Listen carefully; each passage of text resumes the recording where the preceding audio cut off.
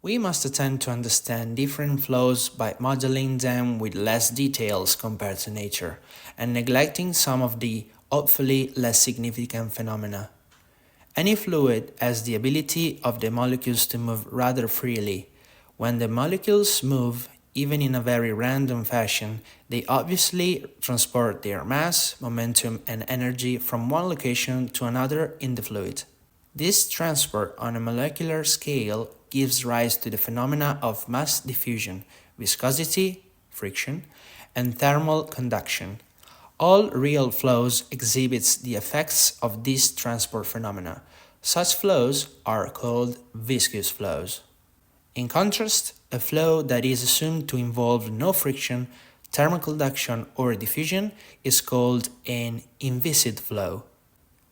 Inviscid flows do not truly exist in nature. However, there are many practical aerodynamic flows, more than you would imagine, where influence of transport phenomena is small and we can model the flow as being inviscid.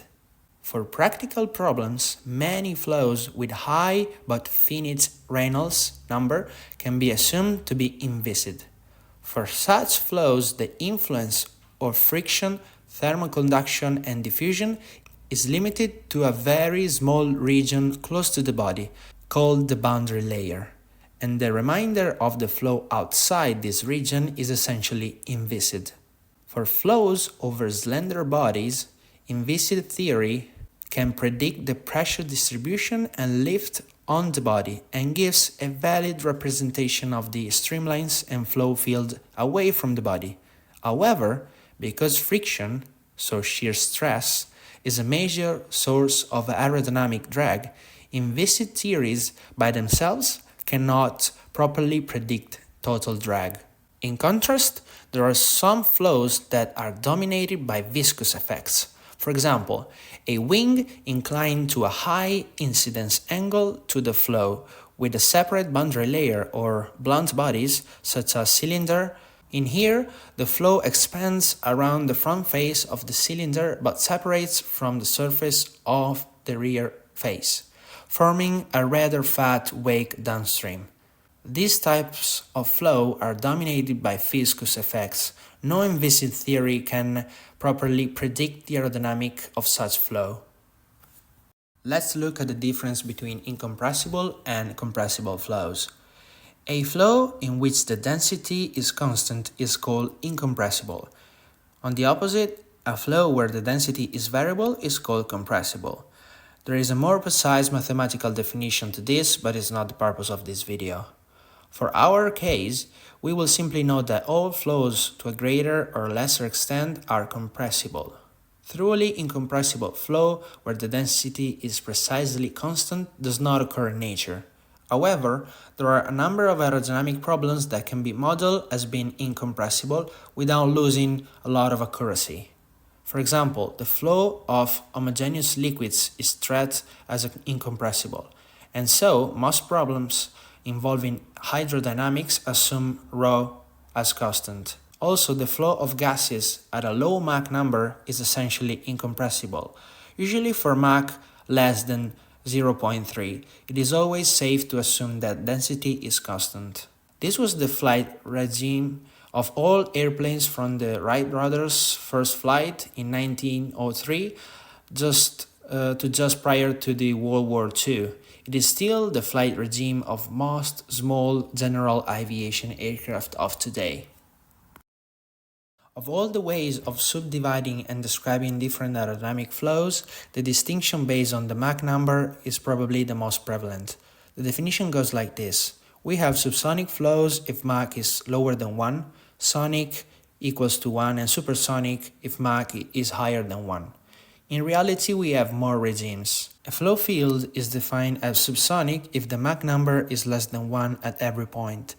Main features of this kind of flow are that we have smooth streamlines and that the flow velocity is everywhere less than the speed of sound. So disturbances in the flow propagate both upstream and downstream and are felt throughout the entire flow field. Note that a free stream Mach number Mach infinity less than 1 does not guarantee a totally subsonic flow over the body.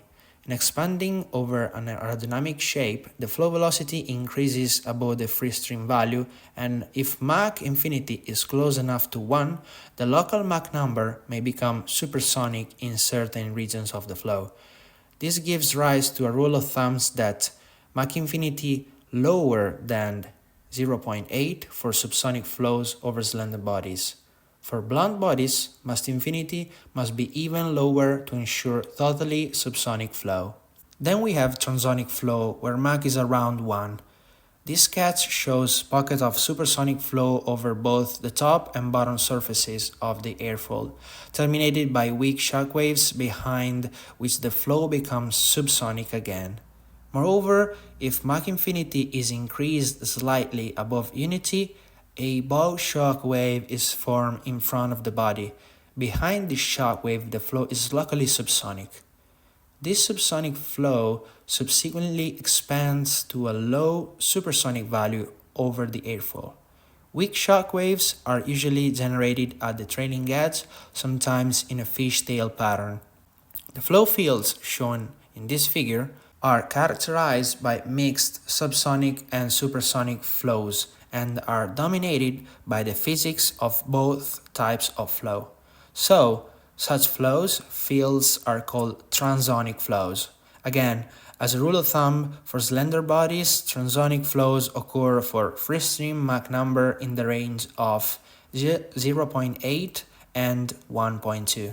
A flow field is defined as supersonic if the Mach number is greater than 1 at every point. Supersonic flows are frequently characterized by the presence of shock waves across which the flow properties and streamlines change discontinuously. The flow remains supersonic behind the oblique shock wave from the tip. Rule of thumb is that Mach must be higher than 1.2. In a supersonic flow, because the local velocity is greater than the speed of sound, disturbances created at some point in the flow cannot work their way upstream. This property is one of the most significant physical differences between subsonic and supersonic flows. Then we have hypersonic flow, where we have very high supersonic speeds. As Mach infinity increases above 1, the shock wave moves closer to the body surface. Also, the strength of the shock wave increases, leading to higher temperature in the region between the shock and the body, the shock layer.